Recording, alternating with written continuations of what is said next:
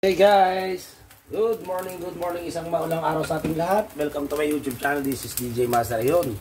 Ang ating patayin ay nilagang pata. Ito, pinakulang ko na sa pressure cooker for 30 minutes. Nilagyan ko na ng paminta, isang nor cube, tapos ano ba? Nilagyan ko ng onion leeks. Ayun lang po, asin. So, eto na siya ngayon. Pagkakulo, lalagyan na natin yung magpapasarap lalo dyan to yung mga mais para manimis-namis yun. Ilan po pagluto ng nilagang pata, special to. Lagyan natin ng mais. Ayan, pakulan uli natin, diba? Sarap na ito mga ka-DJ. Tapos umuulan pa tayo ngayon. Ayan ako. Ayan. Dagdagan natin yung tubig niya para sa bawang mamaya. Ayan. Ang pamilya kami. Hati-hati na kami dito. Ang mga in-laws ko yan dito. Ayan. So pagka lambot na yan, lalagyan na natin yung itong Baguio beans. Itong repolyo na lang gagamitin natin. Ito kinakain ng anak ko. Ako, napakasarap na ito mga ka-DJ. So takpan natin siguro mga ilang minutes. Balikan natin. Okay mga ka-DJ, ayun, kumulo na siya. Ngayon ang ginawa ko, sinet aside ko tong gulay, itong Baguio beans at saka repolyo para hindi ma-overcook. Yan, sinet aside ko na. Tapos ito yung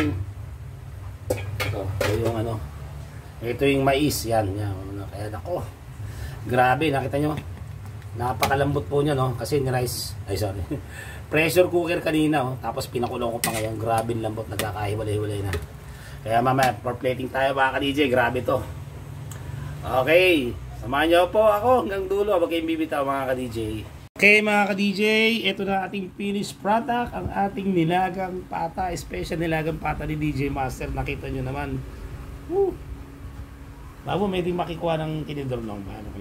Napakalambot po yung pata na yan. Tapos hindi ko in-overcook yung Baguio beans. Tapos yung may siyempre malambot. Tapos repolyo.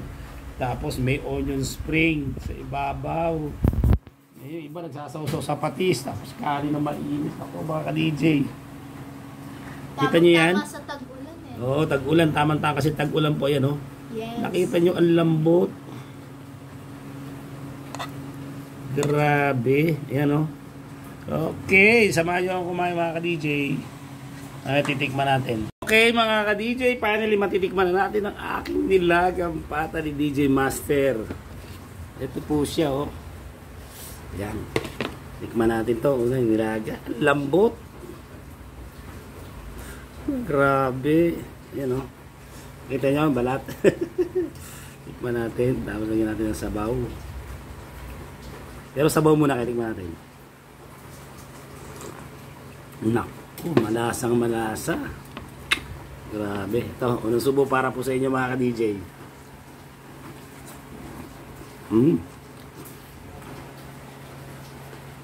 Grabe. Napakalambot ng balat. Yung laman, no? Grabe. Tapos yung lasa, manimis-namis kasi yung kulay, yung nagbigay ng tamis, yung mais. Yung mais natin. Yung repolyo. Tsaka yung Baguio beans. Grabe. The best nilagang pata din niya. Nakasubukan niya. Yun. So tutuloy ko rin pagkain ko. Umuulan eh. Maraming salamat sa mga yung tumutok sa akin video na to. Subukan nyo. Sigurado. Patok na patok to. Tag-ulan pa naman, ha. Yung mga subscribers ko, maraming salamat. Yun, shoutout sa akin mother, Mama Lydia, yung nanay Pininger, nanay Raquel, Tate Ramon, lahat. Sila Pinky Navarro.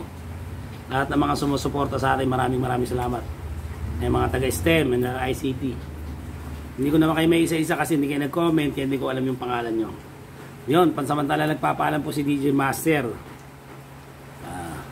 Sana nagustuhan nyo. O nga pala, ini-invite ko yung mga hindi pa nagsusubscribe, mag-subscribe na kayo sa aking channel, Azucena TV. At pakiclick na yung notification bell para maging updated kayo sa mga videos ko.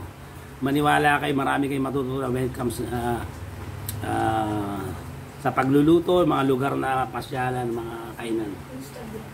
Oo nga pala, pakipollow na rin ako sa aking Instagram. Wow, social na po si DJ Ma. Sa aking Instagram, Azucena TV, at ang aking official Facebook page ay Azucena TV rin po. Yun, maraming salamat. Of course, sa aking anak na si Lovely Daphne Azucena. Pwede bang pakita sa camera? Ayaw. Sa aking anak na si Christian J. Azucena, de Estudyante Trader. Sa aking asawa na si Mami Joy. Yun, hanggang sa muli. Pansamantala nagpapaalam po si DJ Mang nagsasabing laban lang. God bless you all. Bye.